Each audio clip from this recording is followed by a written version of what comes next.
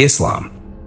In Islam, when a Muslim dies, the body is washed gently, usually 3 times with water, in a respectful way similar to the purification before prayer. After that, the body is wrapped in a simple white cloth called a kafan in Arabic. It does not matter if the person was rich or poor, powerful or weak. Everyone is buried in the same simple white cloth. The body is buried quickly, usually within 24 hours if possible. It is placed on the right side, facing toward the Holy Kaaba. Before the burial, people perform a special prayer called janazah. The funeral prayer has no bowing and no prostration. It is only standing and asking Allah for mercy. But here's what most people don't know. The real journey starts after burial.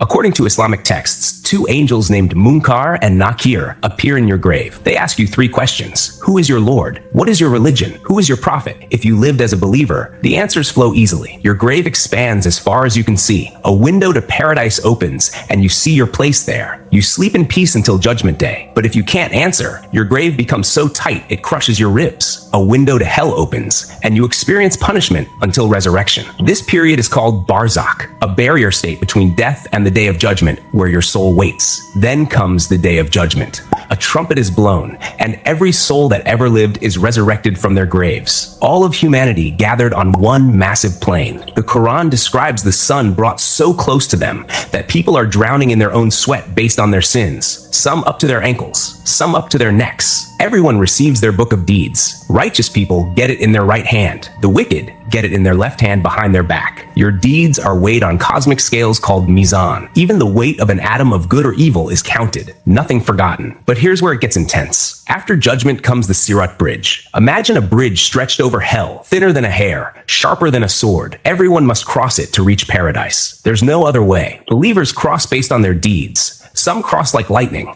some walk, some crawl on hands and knees. Prophets go first, helping their followers. Prophet Muhammad stands at the end saying, "O Allah, save them, save them." But those who rejected faith, they fall into the fire below. Islam describes 7 levels of hell and 7 levels of paradise, with the highest called Firdaus. Judaism is Islam's cousin religion. They even bury their dead the same way. Within 24 hours, body washed by a holy society called Shevra Kadisha, wrapped in a simple white shroud, placed in a plain wooden coffin. But when it comes to the afterlife, Judaism has something surprising. Hell isn't permanent. Jewish texts call it Gehenna. It's not endless torture. It's purification, like your soul going through a spiritual washing machine. The maximum time anyone spends there? 12 months. Even the worst human who ever lived would eventually be purified and move on. This is completely different from Christianity and Islam, where hell is eternal. The righteous go straight to Gan Eden, which means Garden of Eden. Peace, closeness to God, spiritual pleasure. And here's something you will not believe. Judaism teaches that righteous people of all nations have a place there, not just Jews. After death, the soul waits for something called Olam Haba, which means the world to come. The idea is that the world we live in right now is broken and full of suffering. In Judaism, there is a strong belief that one day the Messiah will come and restore justice and peace. In Islam, it is called Dajjal, the false Messiah, the greatest deceiver in history. In Christianity, it is called the Antichrist. At that time, the dead will be physically resurrected. The body will come back to life and reunite with the soul, and people will live in a renewed and perfected world where suffering, injustice, and death will no longer exist. But not all Jews believe the same thing. Orthodox Jews expect actual physical resurrection, meaning their real bodies will come back to life one day. Reformed Jews see it more spiritually, focusing on the soul living eternally rather than the body returning. And Kabbalah, the mystical branch, believes in Gilgul, which is reincarnation. Your soul comes back to earth in different bodies, life after life, until you complete your spiritual purpose. Christianity. In Christianity, there are 2 main different ideologies. One is Catholic, and the other is Orthodox. Christianity came from Judaism, but added something completely new. A place between heaven and hell called purgatory. When a Catholic dies, their soul is judged immediately. Heaven, hell, or purgatory. Purgatory is not meant to be punishment. It is purification. The idea is that if someone is destined for heaven, but their soul is not fully pure yet, they go there first. You can think of it like a spiritual hospital, where the soul is healed and prepared before entering paradise. How long does it last? No one really knows. It could be a short time, or it could be much longer. But one important difference is that in this belief, people who are alive can pray and do good deeds to help the soul during this time. Your family can pray for you. Masses can be offered for your soul. These prayers can shorten your time in purgatory. This is why Catholics pray for the dead. In this belief, everyone who enters purgatory eventually reaches heaven. It is temporary, not eternal. Hell, in Catholic teaching, is eternal separation from God.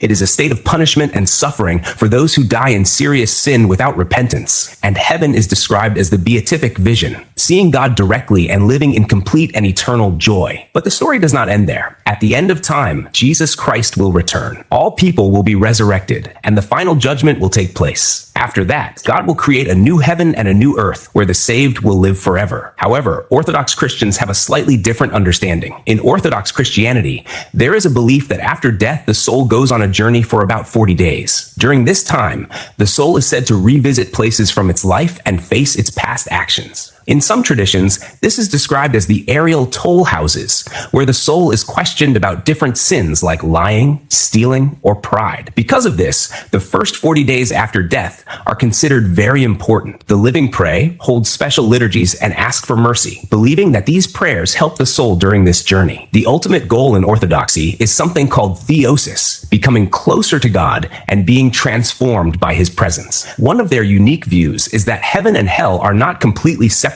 places, but different experiences of the same divine reality. For the righteous, God's presence brings peace and joy. For those who reject him, that same presence becomes painful and overwhelming. Protestant Christians, however, rejected many of these ideas. They generally do not accept purgatory, prayers for the dead, or this 40-day journey. Instead, they teach that after death, a person goes directly to heaven or hell, based mainly on faith in Jesus. Hinduism. Now we're going to see something completely different. In Hinduism, you don't go to heaven or hell and stay there forever. You come back again and again and again. When a Hindu dies, the body is cremated on a funeral pyre. Fire purifies. The eldest son usually lights it. After hours, the body becomes ash. That ash is collected and scattered in a sacred river, with the Ganges being most holy. But what happens to the soul? Here's where Hinduism shocks most people. Your soul, called Atma, is eternal. It never dies. When your body dies, the soul just moves to a new one, like changing clothes. You've done this thousands of times already. You just don't remember. Messengers of Yama, the god of death, come and take your soul to his realm. There, your entire life is reviewed. Every action, every thought, good karma and bad karma are tallied up. Based on this, you might go to Swarg, a heavenly realm, to enjoy rewards, or Narak, a hell realm, to suffer consequences. But here's the key. These are temporary. Once your karma is used up, you're reborn again. You could come back as a human. You could come back as an animal, even an insect or plant. Your birth circumstances, whether you're born rich or poor, healthy or sick, in a loving family or abusive one,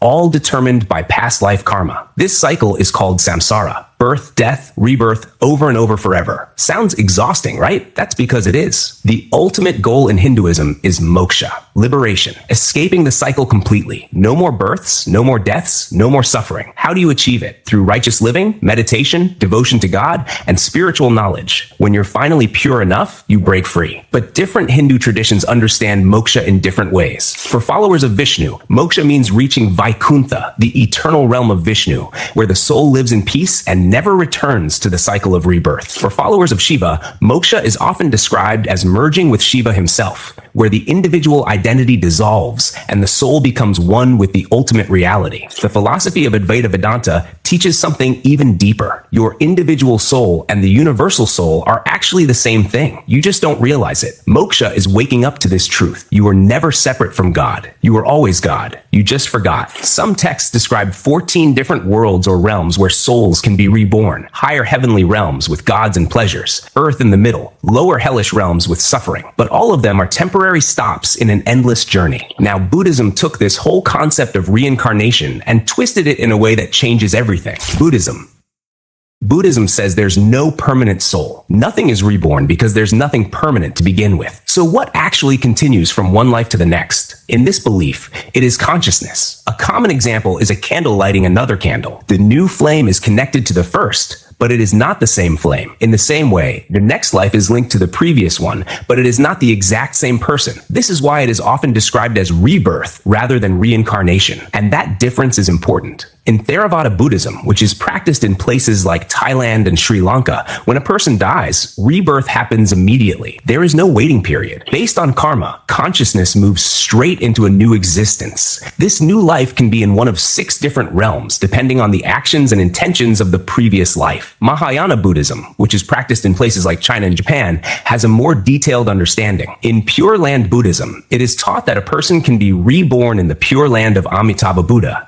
This is seen as a peaceful, pure realm where conditions are perfect, making it much easier to reach enlightenment. Tibetan Buddhism has one of the most detailed descriptions of the afterlife. They describe a process called the Bardo, a period of about 49 days between death and rebirth, where consciousness experiences powerful and intense visions. It is said that soon after death, a person sees a clear and bright light. If they recognize it as their true nature, they can reach enlightenment instantly. But most people become afraid and miss this moment. After that, peaceful and beautiful figures are believed to appear, offering guidance and liberation. If the person understands that these visions come from their own mind, they can be freed. But many do not recognize this and continue on. Later, terrifying and wrathful figures may appear. Even these are seen as projections of the mind, and still another chance to escape the cycle of rebirth. During these 49 days, Tibetan monks may sit near the body and read from the Bardo Thodol, often called the Book of the Dead, guiding the consciousness through this journey. If enlightenment is not reached during this period, rebirth happens in one of 6 realms. There is the God realm, where beings live in pleasure for long ages, but eventually fall. The jealous God realm, filled with conflict. The human realm, which is actually considered the best chance for enlightenment. The animal realm, driven by instinct and suffering. The hungry ghost realm, where beings are never satisfied. And the hell realms, where intense suffering is experienced. But even in Buddhism, these hells are not eternal. A being may suffer for a very long time, but once that karma is exhausted, rebirth continues. The ultimate goal in Buddhism is not heaven. It is nirvana, complete freedom from the cycle of birth and death. It is not about going to a better place, but ending the journey itself. Nirvana is often described as the end of craving, attachment, and ignorance. Some call it a peace beyond words, while others describe it as a drop of water returning to the ocean. And now, the oldest tradition we are discussing offers a very different vision, one involving a bridge of judgment and the promise that evil itself will one day come to an end. Zoroastrianism.